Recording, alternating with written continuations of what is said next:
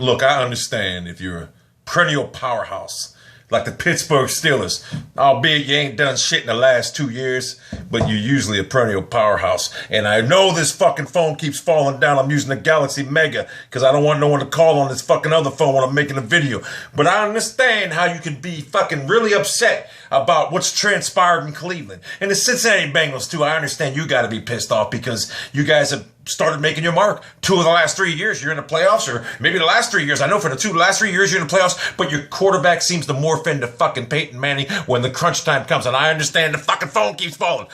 But I understand your frustration. You must be very mad at this juncture of the Cleveland Browns' decision to draft Jonathan Manziel, because the reason no one is talking about let's be honest about it.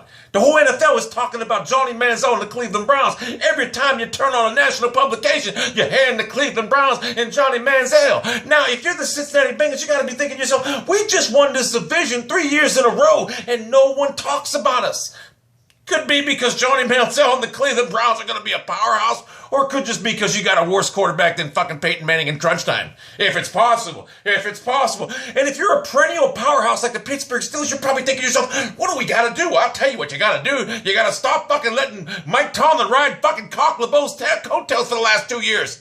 Mike Tomlin is 16-16 in the last 2 seasons. That is mediocrity at best, which, by the way, Marvin Lewis's record is like 98-98, which is exemplary mediocrity. So, and we all know the Steelers' history. 3 coaches since I've been alive: Chuck Noll, Bill Cowher, and Mike Tomlin. They keep coaching like 20 fucking years. So Mike Tomlin's got another fucking 14 years, there, Pittsburgh fans. You're gonna be suffering. Meanwhile, in Cleveland, Mike Patton, a fucking strong-arm beast. And a lot of people are wondering, well, you know, Skip Bayless to say, why the fuck ain't he just anointing Johnny Manziel as a starter? Which I wish he would. I really fucking do. But then you think of it. I talk to Buffalo fans all day long. You know what they tell me? Mike Patton wants them to earn the job. He's not just going to give it to the rookie. And you know what the sad part is? He's going to make Manziel earn it, which I surmise he will. If he doesn't earn it in the first week or 2, he will get the job. But you Steelers fans and you Bengals fans got to be upset right now because no one's talking about you guys. It's all about Johnny Manziel and the Cleveland Browns. And for good reason. Not only is everyone's talking about the Cleveland Browns offense right now in training camp, how it's struggling to go against that defense. You know why? Because that defense is probably the best the National Football League's seen since the 85 fucking Bears, which, by the way, is probably one of the best defenses I've seen since the 76 Steelers. 76 Steelers won a 9-game stretch where they gave up 27 fucking points.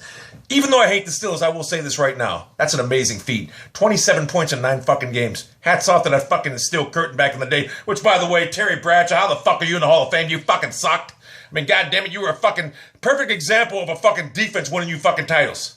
That's neither here nor there. The Cleveland Browns at this juncture. To Johnny Manziel or Brian Hoyer. But I surmise Johnny Manziel, if you don't start the season, he will be in week 2 or week 3. I surmisation, will be the quarterback that leads this Browns team. They drafted him for the fucking... This is the guy that's going to lead us to the promised land. Wherever this guy goes, he wins. I don't like Andy Dalton. When the chips are on the fucking table, he doesn't fold up like a... I don't have a lawn chair. I was going to fucking do it for you. I was going to go with my fucking... I don't have one. He doesn't fold up like a cheap lawn chair or a fucking imitation of Peyton Manning. Johnny Manziel, when the chips are on the fucking table and he's got a shitty inferior team, the Texas fucking A&M, whatever the fucking team was called. I think it's A&M. When he had Texas fucking A&M, a shitty team, he goes into Alabama and Nick Saban's a fucking pro-style defense and wins! And fucking wins! That's what Johnny Manziel does when the chips are on the table. What did he do last year against fucking Duke? They were getting killed, 41-17? He brought them back and he fucking won the game with everything he had. So, yes, I understand Pittsburgh fans. I'd be upset. And Bengals fans, I'd be upset too.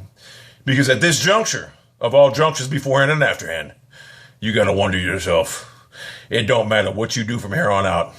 Everyone's going to be talking about the Cleveland Browns and Johnny Manziel. It's almost as if the Cleveland Browns have won the Super Bowl the last couple of years. That's what it seems like. And you know what? It's well warranted. The Cleveland Browns, when you think of it, won 4 games last year. 4 fucking games, and that's all we're doing is everyone's talking about the Browns and Johnny Manziel, while no one is talking about the Cincinnati Bengals who won the division the last 3 years. And, well, no one's going to talk about the Pittsburgh Steelers who've lost 16 games in the last 2 years. Mike Tomlin, how's it feel to be Tim Tebow's last victim? You were victimized by a fullback playing fucking quarterback. A one-dimensional motherfucker beat you in the playoffs. And then the following week, you got killed in New England like 35-7. How's it feel to know that you couldn't devise a game plan to stop a one-dimensional fucking player, you fucking moron?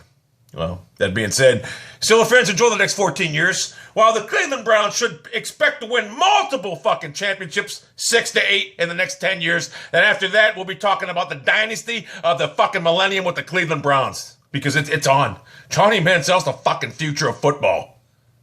And anyone that knows me knows I hated Manziel in college until I seen him beat fucking, I seen him beat Saban. I'm like, you know what? This kid's a beast. He's just he's a winner. And as soon as I seen that, I said, this kid's a winner. And everyone knows that I was touting. I wanted them to draft him. I said, draft this motherfucker because I know he's going to fucking wreck this league. Which consequently, Johnny Manziel got wrecked this league from me because I spoke to him on draft fucking night. True story. Anyway, that's it.